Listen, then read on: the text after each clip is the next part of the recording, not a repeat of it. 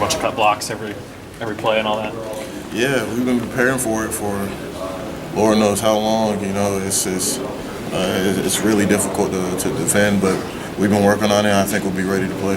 How long did the Georgia Tech preparation in earnest kind of start, where it's started focusing as much on them as on you? I've said this a lot. They know a lot more what they're doing than we know what they're doing. So we've had to prepare for it for a long time.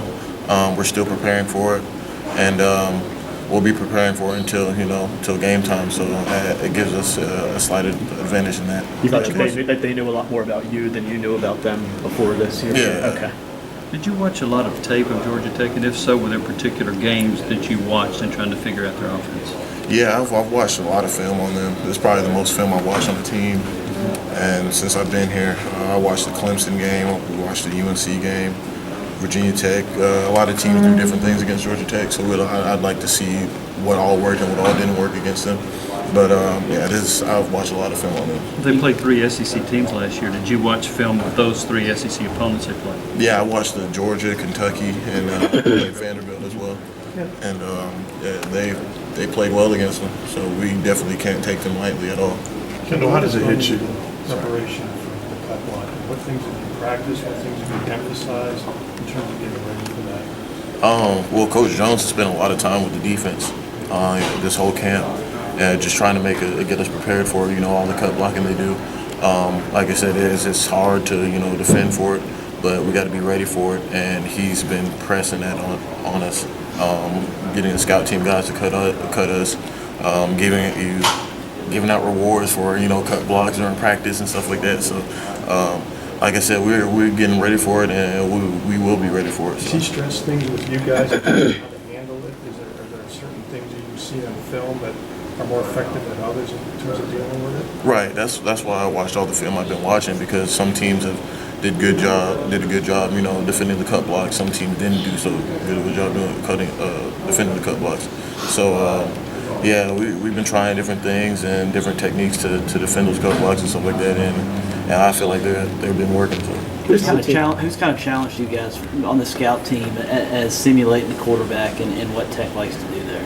And simulating the quarterback? Yeah, which guys have kind of given you guys what you think? It's hard to simulate that speed, but who's kind of brought that to the table that helping you guys prepare for that game? Yeah, it's not necessarily like just the quarterback that's been trying to help us, but we've been defending a lot of it with no ball, because we all have to defend our gaps, our assignments, and if one person's out of the gap or one person goes to the wrong assignment, then it's a touchdown or a long gain or whatever. So we've been practicing with no ball and just trying to defend like that, just to make sure everybody's on their assignments. How much of a loss is it to not have Darren Kirkland for a while, and how much confidence do y'all have in some of the guys behind him who have played ball before? It's a big loss losing a guy like that, but we have faith in in Colton and some of the other guys that are going to have to step up. We've kind of been through this before. We know what to expect, and those guys can put their identity on film, and I'm sure they're going to play well, and I have the utmost confidence in them. How much difference was there maybe in Colton last year as opposed to 2 years ago? It looked like on film that, especially this last season, sort of progressed. He started playing a lot better football. I think it's just a confidence factor. The more he played well, and his confidence got better and better and better every week. And his confidence, he's the leader of the defense right now. He's our Mike, and I can't wait to see him play on Monday, and I know he's going to play well. What does it say about Shy that we're even talking about him potentially playing Monday night, even though for what he's overcome this offseason? Yeah, Shy's been working his butt off this whole offseason, really since he got hurt, and he's always had a positive, outlook on things. And whether he can play, whether he can't play, I don't know, but I know once he's ready to play, he's going to be ready. He's going to help us out a lot. Does he sound like he wants to play against a team that's going to be diving at his knees all night? I mean, is it something that he's talking to you guys about, or is he wanting to play just because he's ready to get back on the field? Yeah, he's just ready to get back on the field. I don't think he cares what type of team it is. You go through those type of injuries he's been through the past couple of years that you just want to be on the field with your boys, and and we want him out on the field too. So whenever he's ready, we'll be ready for him to play. Vanderbilt's coach, Derek Mason, said that the problem that they had was they couldn't set the edge against Georgia Tech's running game. Do you see that as one of the biggest challenges? Of course. You know, we just got to make sure everybody is in tune to our assignments. If I have the fullback, I have the fullback. I can't be looking at anything else. If I'm defending a cut block, I make sure I defend the cut block. And everybody has to have the same mindset, because if you have the same mindset as a defense, then you'll be successful. Did you ever play against it, triple option in high school? High school a couple times, but not too many times. Did you have success against it? Yeah, I didn't lose too many times in high school, so it's not the same though. This is a defense that gave up a lot of big plays in the running game last year, and that's kind of what Georgia Tech specializes in, those 40-yard plays, 60-yard plays with the running game. How much has that been a priority in terms of what Shoop's done, trying to cut down on that? I know he's talked to us about it throughout the offseason. Yeah, it's like I said, I'm saying it. It's all about assignments and your techniques. They have these 40, 50-yard plays because guys are, out of their gap, or they have their eyes on the wrong guy, or, MAs happen, and we can't have that. And if one guy has it, you could be perfect, and that on 10 guys could be perfect, and that one guy be out of his gap or miss his assignment, it's out the gate. I know this isn't a typical passing offense or anything, but still, when you have 4 guys listed as potential starting quarterbacks, how difficult is it to prepare for that? It's difficult, but at the same time,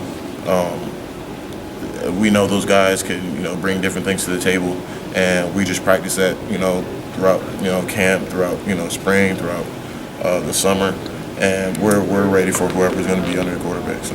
Bush said he likes to simulate pressure-like atmosphere in practice. What have you kind of seen from the kicking competition? That's kind of one of the more interesting battles that still haven't been resolved yet. The kicking competition? Yeah.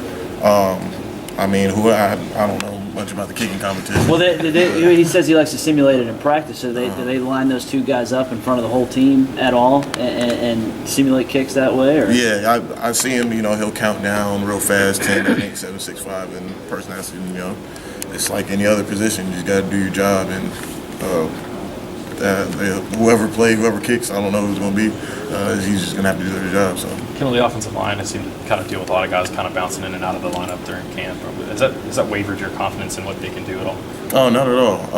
I feel like we have a lot of depth at the line position, and different guys can do different things on our O-line, and I think that once the season actually starts, we're going to see our O-line really be one of the strong suits of our team, and I practice against them every day, so I feel like I have a good understanding of what they're capable of. How ready is Trey This is a Smith? more physical offensive line. Have you noticed the difference in how physical they are? Yeah, definitely. There's the physicality of the team, really. But, the offensive line especially, like I said, we go against them every day. So it's always competitive. How ready is Trey Smith just being across the field from him? How ready is Trey Smith? for this game? Trey Smith, he's been looking good. I love going against him, making him better. He makes me better. Every bit of hype he had coming into college, I think he's going to, fulfill it. He's a monster. He's huge. He can move his feet. His punches, or he can punch real well. And I'm ready to see him, play and, get a lot of pancakes this season. So. Kendal, how much pressure is there to succeed this season? Are you guys having fun going into this year? We're having fun. This is a child's game. Anytime you go out there and just play the game of football, the game you love, it's always fun. I don't look at all the hype. I don't look at anything like that. I don't look at the naysayers or anything like that. I just want to go out and play with my teammates. I know it's a new year, but Georgia Tech was 3-0 against the SEC East last year. How much does that kind of get your – I know their coach is kind of delighted and poking fun at the SEC. I mean, how much does that catch your attention, what they've done against the SEC in recent years? Oh, yeah, they played well. There's no doubt about it. You can't overlook that. So we've been taking this team serious. I'm sure they're taking us serious. So it's going to be fun on Monday. So.